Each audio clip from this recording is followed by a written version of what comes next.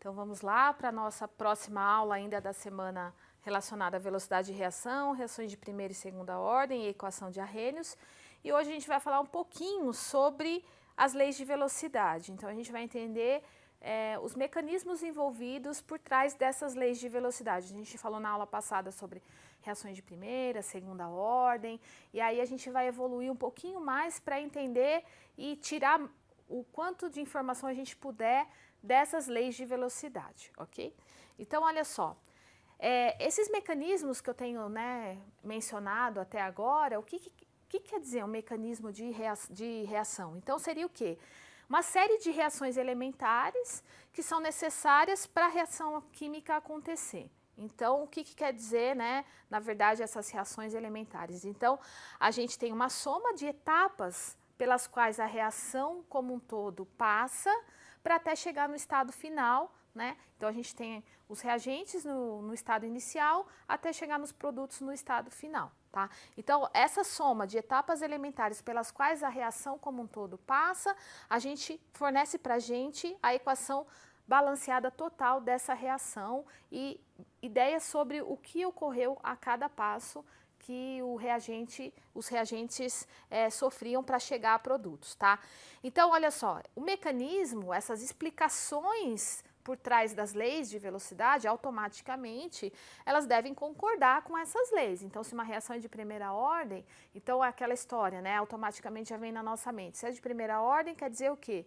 Que ao dobrar a concentração do reagente ou dos reagentes, a velocidade dobrou também, tá? Então, ela tem que concordar com isso.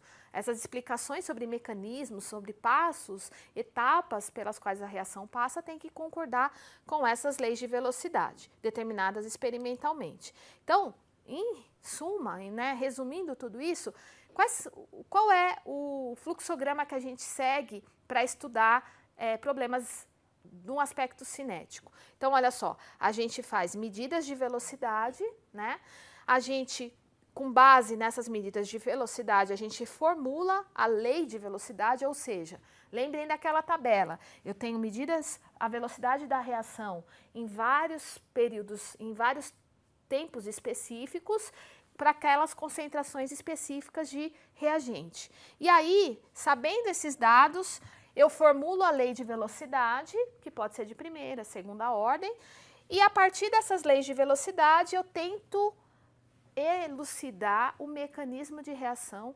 para esses dados obtidos experimentalmente, tá? Então, é uma sequência de passos que ajudam a entender profundamente o que está acontecendo por trás daquela reação química, tudo bem?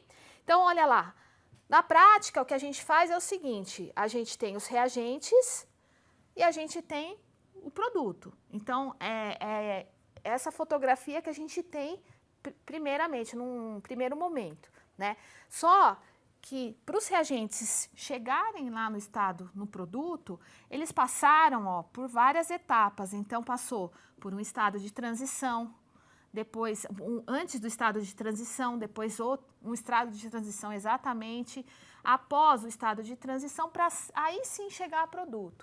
Então, o que a gente, tenta elucidar ao falar de mecanismos de reação é exatamente isso, é não só olhar o estado final, o estado inicial, o estado final, e sim o trajeto todo que ocorreu ao longo dessa reação química. Então, a gente tem um gráfico que a gente elucida como, a gente define como um gráfico de progresso de reação, de coordenada de reação, onde a gente tem o percurso versus a energia. Então, a gente tem os reagentes e tem os produtos. E esse estado intermediário aqui, que a gente chama também de estado de transição, mostra pra gente o quanto que levou, quanto de energia foi necessária para alcançar esse estado de transição. E isso é o que a gente chama, então, de energia de ativação, que a gente já falou um pouquinho na aula anterior, tá? Então, quando a gente fala de estudo de mecanismo de reação, é exatamente isso, entender o passo a passo de uma reação química, não só olhando para o estado inicial e para o estado final, tá? Sim, pelas etapas intermediárias pelas quais os reagentes levam para chegar a produto. Então, olha lá, Equação, se a gente olhar a equação química descrita, né, balanceada, bonitinho, a gente só vai ter informação sobre o início e fim, como eu falei agora há pouco. E se eu quero saber mecanismos de reação, na verdade, eu quero entender a trajetória dessa reação, o passo a passo dessa reação, tá? Então, fazendo analogia lá, à medida que o tempo eu tenho o reagente, eu tenho o produto. Só que à medida que o tempo passa, eu tenho um estado intermediário, eu tenho um estado de transição. Então, é isso que a gente está interessado quando estuda mecanismos de reação, tá? Então, ó, o que o mecanismo de reação nos dá como informação extra? Informações detalhadas de como as ligações são quebradas e como ligações são formadas ao longo de uma reação química. Tá? Então, por isso que a gente fala que é um mecanismo. Então, a gente tenta propor um passo a passo de espécies com ligações novas ou ligações quebradas, né? A partir de reagentes para chegar até produtos, ok? E o que a gente tem como algumas características no estudo de mecanismo de reação? Então, tem um termo que a gente chama de molecularidade, quando a gente está tratando de mecanismo de reação, que quer dizer o quê? A molecularidade nada mais é do que o número de moléculas presentes em uma etapa elementar. Então, lembrem que a etapa elementar seria aquele passo a passo onde a gente está destrinchando e vasculhando a trajetória da reação química, tá? Então, da molecularidade a gente tira o termo de unimolecular, então quer dizer o quê? Que eu tenho uma molécula na etapa elementar. Bimolecular, então, são 2 moléculas, e termomolecular são 3 moléculas na etapa elementar. Então, eu vou mostrar daqui a pouquinho para ficar mais claro o que quer dizer esse bi, uni e termomolecular, tá? É interessante dizer que os processos termomoleculares, eles são bem improváveis. Por quê? Porque estatisticamente falando, imagina só o encontro de 3 moléculas ao mesmo tempo, a colisão de 3 moléculas ao mesmo tempo. Então, isso é bem menos provável de ocorrer, tá? Então, são os sistemas mais raros de se observar. Então, olha lá, reação unimolecular, o que eu quero dizer? É uma molécula na etapa elementar, ou seja, o A passando a produto, tá? E se eu fosse descrever a lei de velocidade, vai ser o quê? Velocidade é a constante, certo? É sempre constante, vezes a concentração do reagente. Eu tenho um reagente aqui. Então, vai ser o K, concentração de A. Para uma reação bimolecular, como é que a gente descreve se é bimolecular ou não? Eu tenho 2 moléculas na etapa elementar. E aí, olha só, da bimolecular, eu tenho 2 opções, ó. Ou 2 moléculas iguais, ou 2 moléculas diferentes. Tá? E aí a lei de velocidade vai ser diferente. Se são iguais, é concentração de A ao quadrado. É reagente 1 vezes reagente 2. Como é o mesmo reagente, então vai ser o A ao quadrado. Se são reagentes diferentes, vai ser K, concentração do reagente A, vezes a concentração do reagente B. Tá? Termomolecular, então, a gente tem 3 tipos, onde a gente tem 3 moléculas na etapa elementar, ou 3 iguais, ou combinações das 3. E aí são 3 leis de velocidades diferentes, se forem iguais e se forem diferentes, tá? Então, aqui são bem geral para vocês entenderem como é essa definição de unimolecular, bimolecular ou termomolecular, tá?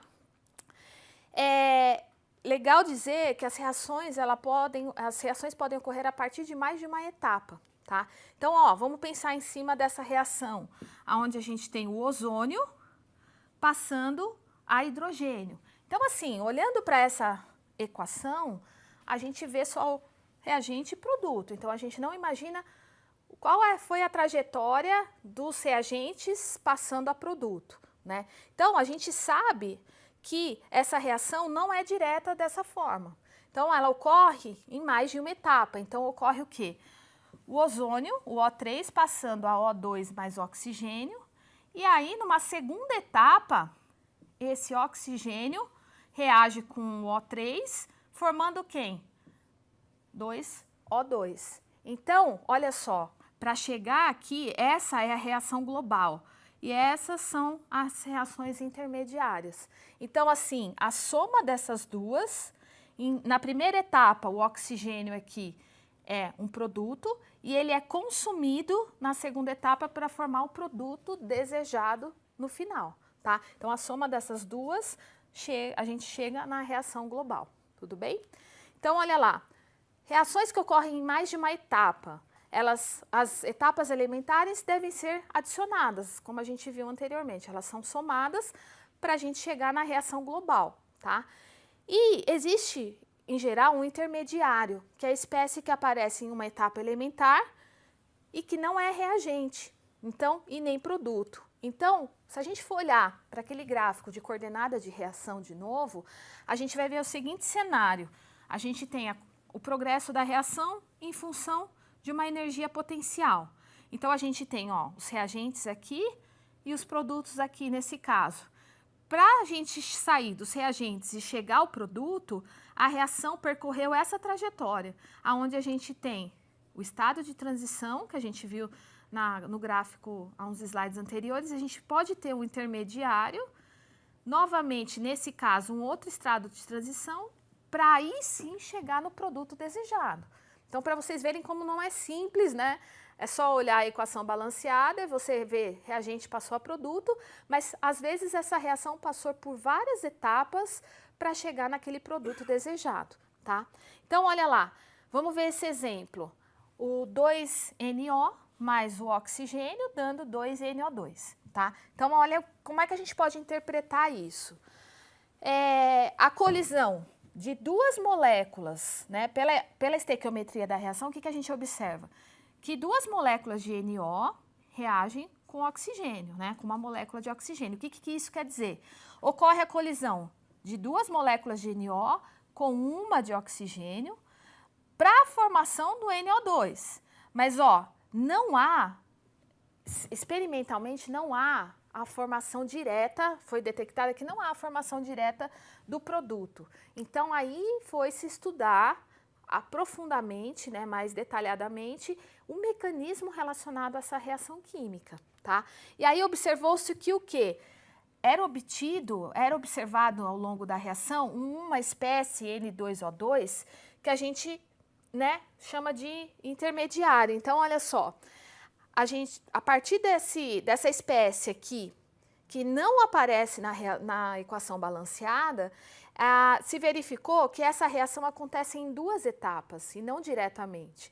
Então, olha só, a gente tem o 2NO passando a N2O2, que foi observado experimentalmente. Então, isso foi uma dica, uma pista dada experimentalmente para dizer que isso não acontece diretamente, né? Então, olha o que acontece, são duas etapas. Então, duas moléculas de NO2 se combinam para formar N2O2. Então, aqui está a formação. E esse N2O2 formado, ele vai reagir com oxigênio para formar quem? O produto desejado. Então, essa é a reação global, mas essas são as etapas pelas quais a reação teve que passar para chegar no produto desejado. Tudo bem? Então, olha, a gente tem esse mecanismo de reação aqui, que a gente viu, que ocorre essa reação saindo desses reagentes para chegar nesse produto, aconteceu em duas etapas. E aí, a etapa elementar 1, então é um NO colidindo com outro NO para formar N2O2. E na segunda etapa, esse N2O2 reage com oxigênio para formar 2NO2, que é o nosso produto desejado. E aí, se a gente for somar as duas equações, lembra? Para a gente ter a reação global, a gente tem que somar as duas anteriores. A gente observa aqui o quê? O N2 aqui, que é produto, ele foi consumido na segunda etapa. Então, ele some da nossa reação. E aí, quem sobra? Sobra exatamente a reação que a gente queria. 2NO mais oxigênio, dando 2NO2. Tá? Então, isso que a gente chama de etapa elementar. Essas duas etapas pelas quais a reação passa para chegar no produto desejado. Tudo bem? E aí, como a gente determina a velocidade para uma etapa elementar? ela é determinada por sua molecularidade, que a gente viu nos slides anteriores. Então, olha, se o processo é unimolecular, lembra, unimolecular tem uma molécula na etapa elementar. Então, a gente chama de primeira ordem. Se o processo é bimolecular, duas moléculas na etapa elementar, a gente chama de segunda ordem. E se for termomolecular, então é de terceira ordem, tá? E a gente tem essa característica, que a etapa determinante da velocidade é a mais lenta das etapas elementares. Então, a gente poderia fazer uma analogia, por exemplo, com um pedágio numa estrada. Então, em épocas de feriados, a etapa determinante da sua viagem é exatamente o pedágio. Então, no caso, transpondo aqui para a química, para a cinética química, a etapa determinante da reação é a mais lenta das etapas elementares. Tudo bem? Então, toda vez que aparecer uma lei de velocidade, aquela lei de velocidade está traduzindo quem? A etapa mais lenta, a etapa elementar mais lenta, tudo bem? Então, olha só, reações de múltiplas etapas, então, frisando mais uma vez, a etapa mais lenta é a determinante da velocidade, ou seja, determina a lei de velocidade daquela reação, tá?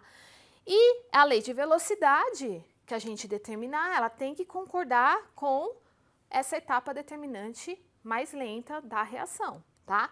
Então, vamos ver um exemplo para ver se fica mais claro, né? Então, eu escolhi a reação de decomposição da água oxigenada. Então, sabe-se que a água oxigenada, a decomposição dela é acelerada, é facilitada pela presença de íons iodeto.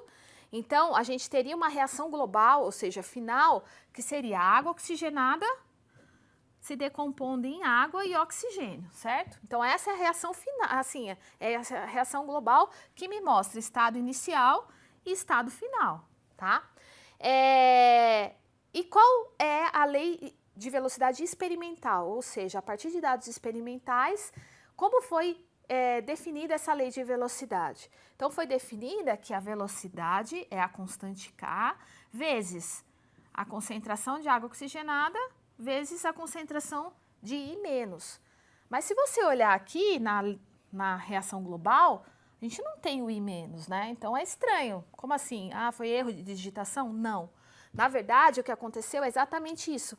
Nos dá a pista de que a reação não acontece diretamente. Então, se eu falei que é facilitada pela presença de íon iodeto, esse iodeto foi o nosso catalisador. E aí, a gente pode imaginar aqui como seria, e se a gente, né, traduzindo o que eu falei anteriormente, que a lei de velocidade, ela é indicada pela etapa determinante, né, a velocidade da reação determinada pela etapa determinante da reação, que é a mais lenta, então a gente já tem noção mais ou menos do mecanismo de reação, como ocorre em várias etapas. Então, a reação ocorre em duas etapas elementares, ou seja, a água oxigenada reage com o I-, formando água e IO-, certo? E essa reação tem um K1, uma constante de velocidade 1. Na etapa 2, o que acontece?